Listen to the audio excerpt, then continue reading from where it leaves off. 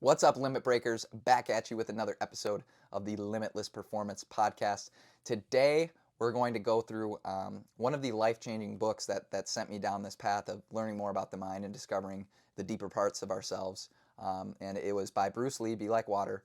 This is one of the top recommendations I have for any young adult that goes through our sports psychology curriculum.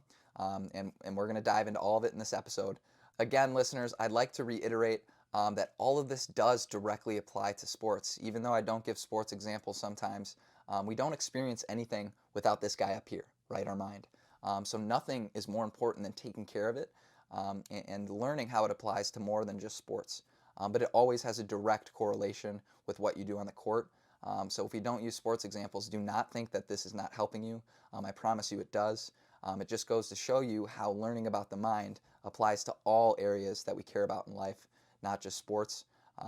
So make sure you still find connections to sports, even though we don't always use those exact examples. I will get better at that, I promise. But I promise you, this all directly correlates with sports. And as always, if you have any questions, reach out to me. I want to become your friend, and I want to help more people. Please share this podcast with your buddies if it's helped you in any way. And let's dive right into it.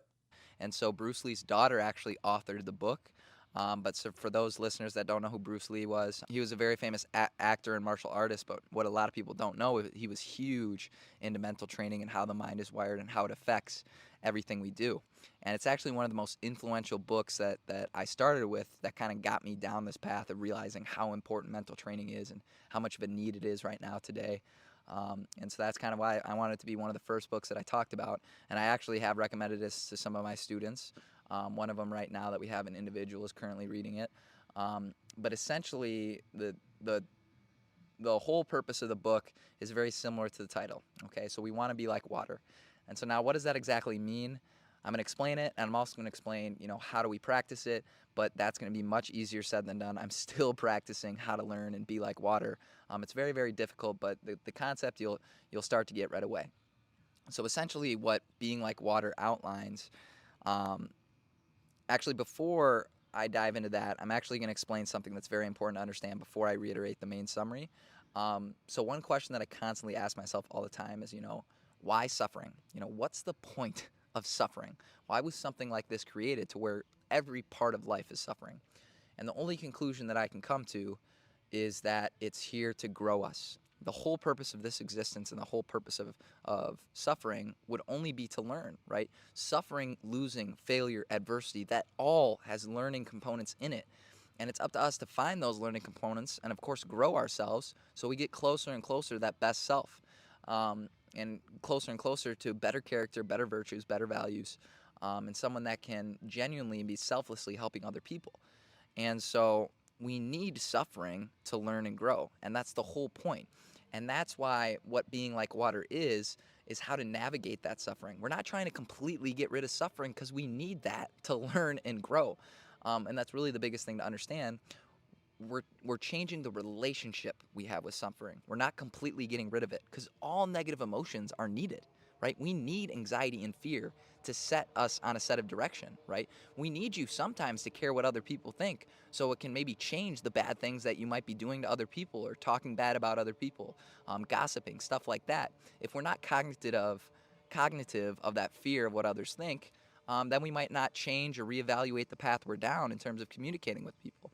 So we need these negative emotions, right? There's a reason there's an opposite end of the spectrum. There's a reason we have happiness and there's a reason we have sadness. Okay, we need sadness to have happiness. So just remember that all negative emotions are needed, but the point of them is for you to learn and to grow. What Being Water is essentially outlining in this book is that life is a river, okay? And so the flow of life is constantly going in one direction. All right. And so a lot of us, though, love to swim against the current. So what that means is we're avoiding anything we don't like. Okay. So the example would be suffering or sadness or anxiety or fear. And so what it means to be like water is to flow with both sides of the polarities. So what I mean is happiness is a polarity and sadness is a polarity. Okay. We love to flow through happiness. We love to experience that. We love to, have those feelings of joy, well-being, which is great. But if we resist sadness then, if we avoid that at all costs, that actually suppresses the opposite end of the spectrum. Okay? So if you don't learn how to be sad, you can't learn how to be happy. If you don't learn how to be fearful, you can't learn how to be confident, get over that fear, be courageous, right? And so that's kind of what the flow of life is you swim with the current always. And so another way to put this into terms is you surrender to life, okay? And so you let life be in charge, and then you learn what to handle in the present moment.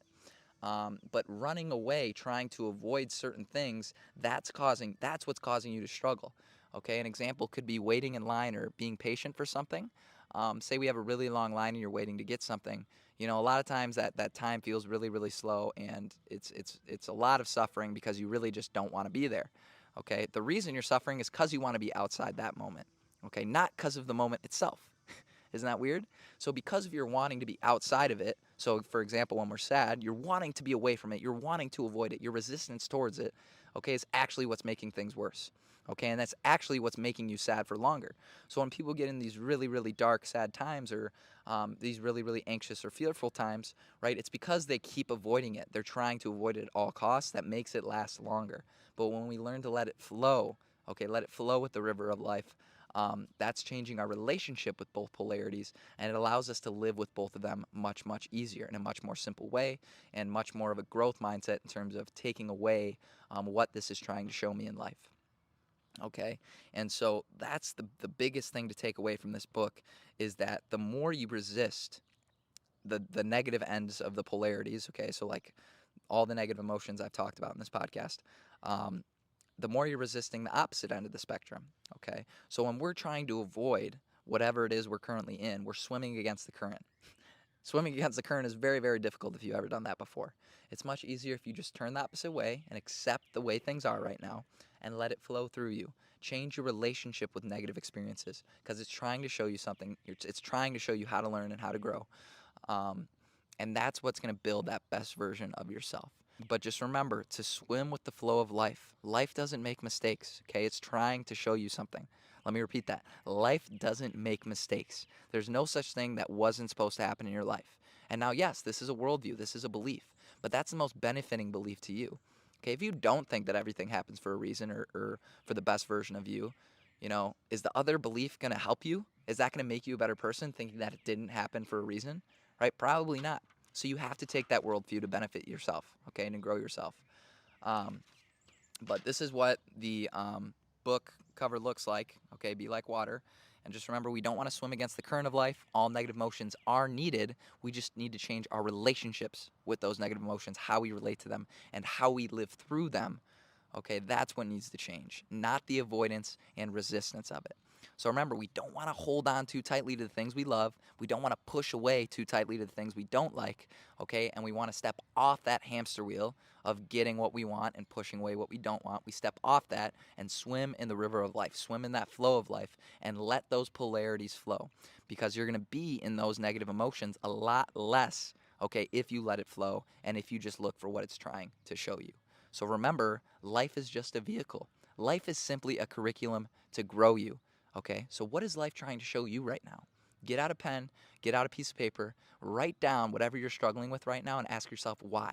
And then ask yourself, what is it trying to show me? In what way is this trying to grow me? Okay, and once you write that down, now you know what your new focus is for the week. Thanks for listening, gatekeepers. Just remember, don't swim against life's current.